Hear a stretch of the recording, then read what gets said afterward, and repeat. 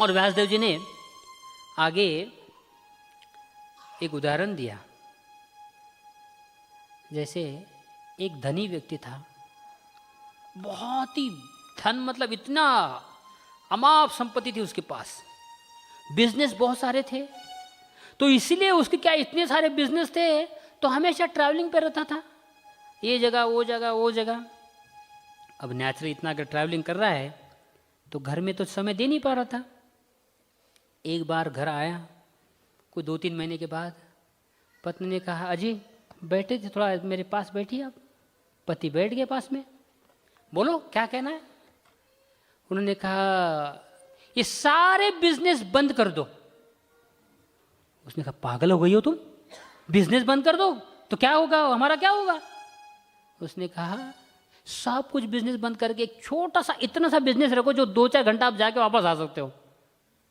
तो बाद में उसने कहा, तुमको कोई प्रॉब्लम है क्या, तुमको फैसिलिटीज में कोई कमी है क्या, इतने सारे नौकर हमारे घर में हैं, इतनी एक से एक अच्छी कार हमारे पास है, इतना अच्छा बंगलो है, सारे की सारी सुविधा मैंने तुमको दे के रखा हूं, तुम खुश नहीं हो क्या।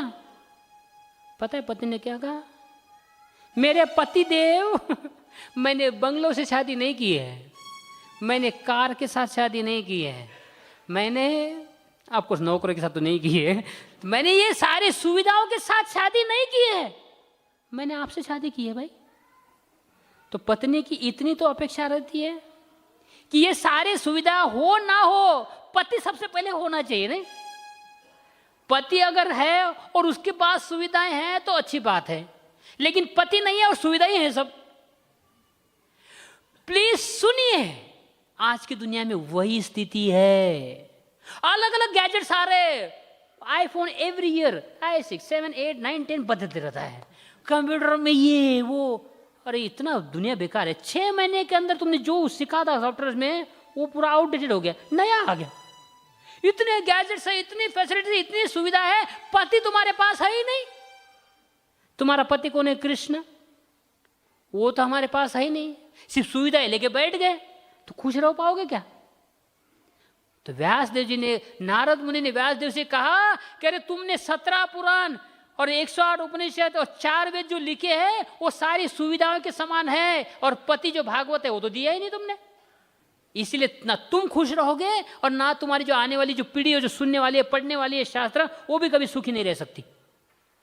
व्यासदेव जी को पता चला, हाँ ये मेरी गलती है, मैंने धर्म अर्थ काम मोक्ष तो पूरा डिटेल में दिया है, लेकिन भगवान कृष्ण की भक्ति पूरी इतनी अच्छे से दी नहीं है।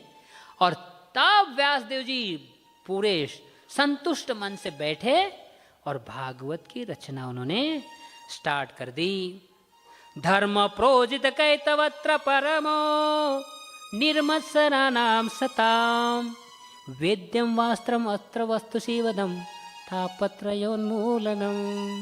ये भागवत उन्हें जब रचना की, कैतव धर्म जो है, धर्म अर्थ काम सबको निकाल दिया, और एक शुद्ध जो भगवान की लीलाओं का वर्णन है वो भागवत में किया।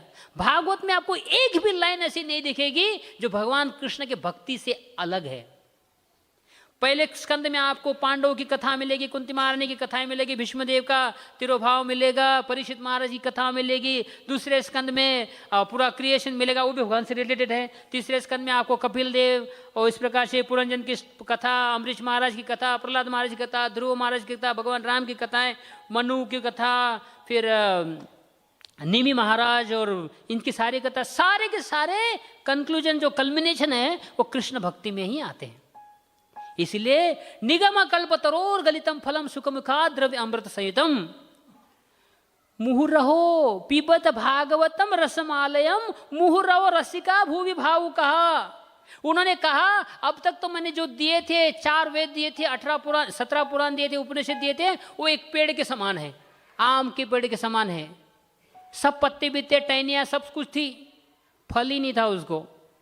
लेकिन अभी जो मैं भागवत दे रहा हूं वो मीठा, निगम कल्पतरो गलितम। गलितम का अर्थ है पूरा एकदम पका हुआ आम है ये कच्चा नहीं है। ये भागवत जो है सारे शास्त्रों का एसेंस है और पका हुआ आम है, इसको खाओ,